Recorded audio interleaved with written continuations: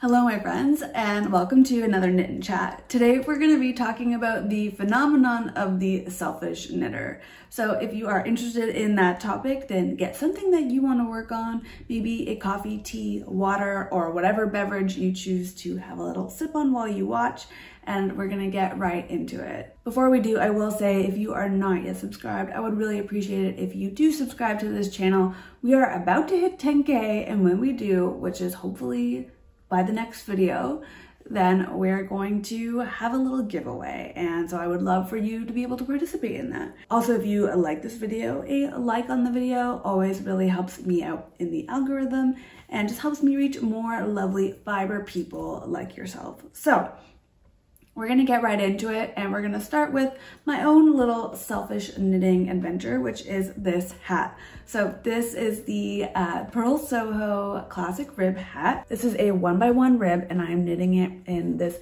lovely DK yarn with a mohair from Espace Tricot. This is their bone tricot line, and I'm just really enjoying working with this yarn. It is lovely, and it's gonna be such a nice, soft, warm hat, I already know. And like I said, it is for myself because I am a self-proclaimed selfish knitter, which I guess is as good of a place to jump into this topic as any. And that is, what is a selfish knitter? What is selfish knitting? Where did this term come from? All that stuff. So I don't know where it came from, but I have heard it in the fiber community a lot. And so I'll give you my interpretation of it. What I believe a selfish knitter means is that it's just someone who knits for themselves primarily, or doesn't sell their work, doesn't gift it that often, all that stuff. So you might also hear people say something like, oh, I'm choosing to be a selfish knitter this Christmas and not knit for anyone except for myself, or say something like, I've never gifted anyone anything that I've knit because I'm a selfish knitter. You get the point.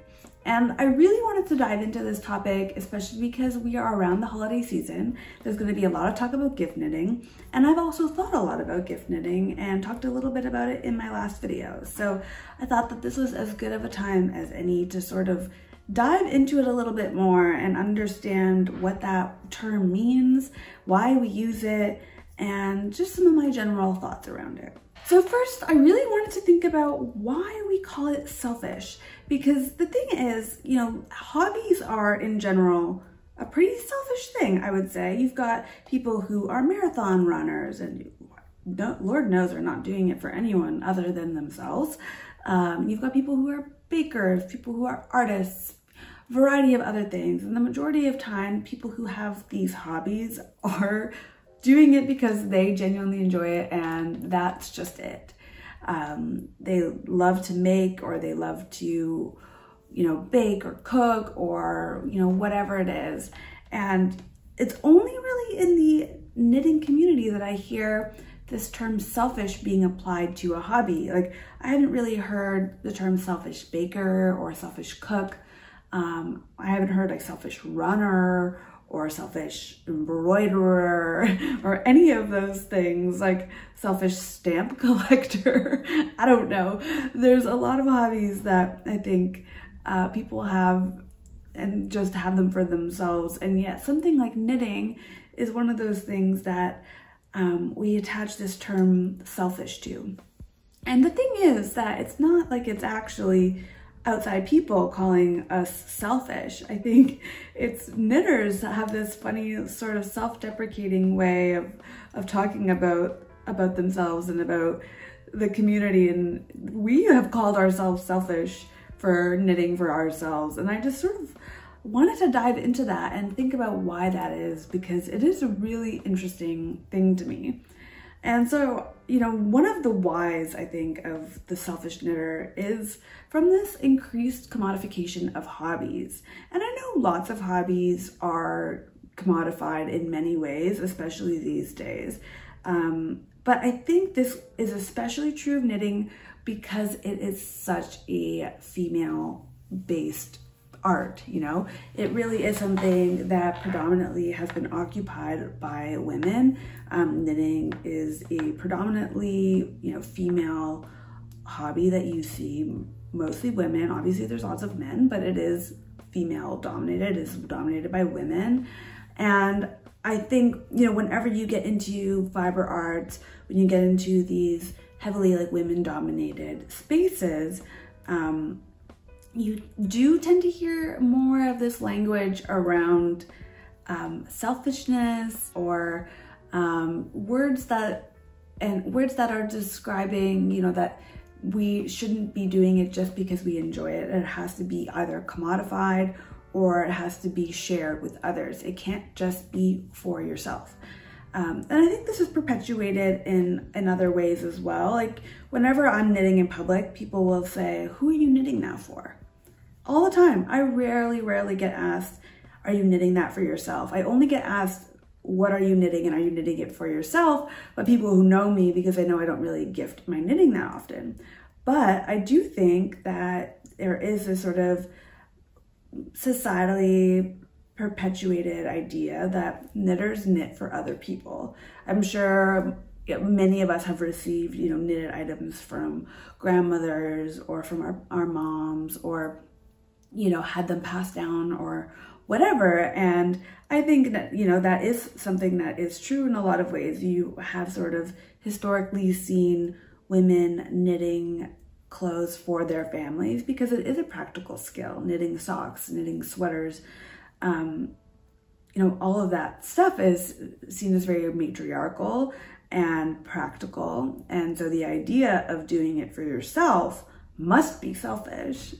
But it is very funny that it's a hobby, and yet it is something that either like must be commodified or must be shared.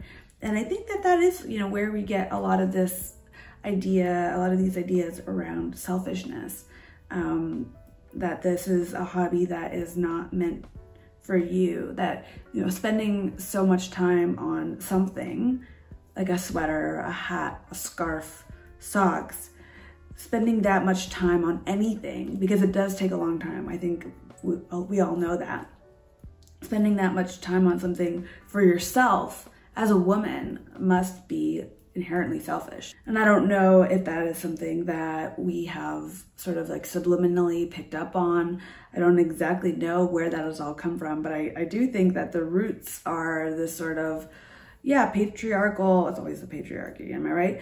But I think it is this sort of system of, you know, traditionally women would make things for their families and not for themselves, and to spend this much time and money on anything that is for yourself must be inherently selfish. And so that's kind of my take on where selfish knitting comes from, why we call it that. And I think most people who use it are using it jokingly, but I do think that the sort of history of it, or at least the sort of subtext of it, is really interesting. And I really wanted to talk about that because I rarely have knit for anyone other than myself. I don't think that people understand how much time and effort goes into knitting. I really don't. Or making clothes in general, but especially knitting. I don't think anyone can unless they've done it themselves. It's just hard. It's hard to understand, for one, how much money yarn can cost, the care that goes into taking care of a hand knit item, especially if you are using, you know, nicer wools or animal fibers that can't just be like thrown in the wash. Yeah, I think that there's just really not a way for people to fully understand it or grasp it unless they have done it themselves. Yeah, I just don't think that there's fully a way for people to understand or grasp it unless they've done it themselves. And as a result, I don't know how appreciated it can be. I think there's exceptions. I think like lots of people would appreciate it, and I will happily give to those who would appreciate it. But it's vulnerable because you know every mistake in your own work, and you have put so much time and money and effort into making something that you hope that they'll like. And that's a really vulnerable position to be in. And it's something that I don't take lightly, because knitting is something I do purely for the joy of it, purely for, you know, the joy of the process as well as the finished object. And if all that time is not going to be appreciated, then I know at the very least I will appreciate it. I know exactly how much effort and time went and resources went into every single knitted project, and I appreciate everything that I knitted because I know what it took and I know what went into it. This kind of leads me into another thought, and that is that it's okay to be selfish. It's okay to be a selfish knitter or a selfish runner or a selfish gym rat. I love that. I came up with that when I was thinking about this video, and it made me chuckle to myself. But it is okay to do things only for ourselves and not sell them or gift them. I think makers especially need to be reminded that it is okay. I think especially mothers or people who care for other people. I know a lot of time is not our own when we have families, and so I know we also want to, you know, make things for our families as well. I don't discredit that at all. I think there are a lot of people who do want to make things for people and get genuine joy out of it. My grandmother is a prime example of someone who does knit for herself, but she also does knit for other people. That said, she has remarkably slowed down who she knits for, and only really knits for people who she knows appreciates the hard work that has gone into it. And, you know, I also think that we have to really remind ourselves that it is okay to do things for us. In a world that really wants to sell our time constantly, it is okay to have something that we make for the joy of it, or that we make because we simply want to, or because we want to wear it. I think this idea, the word selfish is kind of an ugly one, but really I think that it is an act of self-love to protect your time and protect your resources and your energy, because all of those things can be pretty finite or rare. And I think that self-love is understanding the boundary in, you know, sharing your love of something with other people. And if you want to, and if it fills your cup to share it with other people, then I think that's amazing. But if it doesn't, then I don't think that there is anything wrong with that. And I don't think that we need to hide behind this selfish term as, you know, a way out of being like, oh, this time I'm going to be selfish. Because it's not selfish, in my opinion, to invest in yourself. Invest in the things that make you happy and make you feel good. And, you know, knitting for me is an act of self-love and self-care. It really helps my mental health. And I know that when I start to think about gift knitting, honestly, it stresses me out. It brings a lot of stress. And that just defeats the whole point for me. If I'm gonna be stressed about getting gifts done in time, then why am I bothering? Because it's taking something I love and making it into something I kind of loathe. So yeah, that's kind of my thoughts on this idea of selfishness. And, you know, personally, I do try to reclaim it as this idea of self-love, because my hobbies are my self-love. I've recently started working out again, and I've really loved just carving that time to go to the gym. I wasn't having success working out from home, and so I got a gym membership, and I've been going to the gym, and that just feels like such a gift to myself to take care of my body and my brain and move, and I feel strong, and it's time that is purely for myself, is really for no one else. And I think having that is really important, because we're all so busy that when we can slow down to do something just for ourselves, I think it goes a really long way. And this last sort of topic within this whole idea of gift knitting and selfish knitting, you know, how do you decide if you want to be a gift knitter or not? How do you decide if you want to share your craft with other people, if you want to make something for someone else?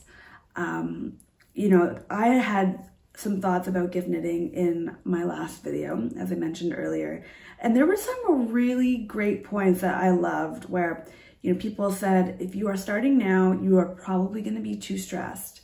And so if you do genuinely want to give people things, if you want to make for your family and friends, why don't you just start peppering in projects throughout the year and put them aside so that, you know, for birthdays or special occasions or the holidays or whatever it is, you sort of have a little bank of hand knit gifts.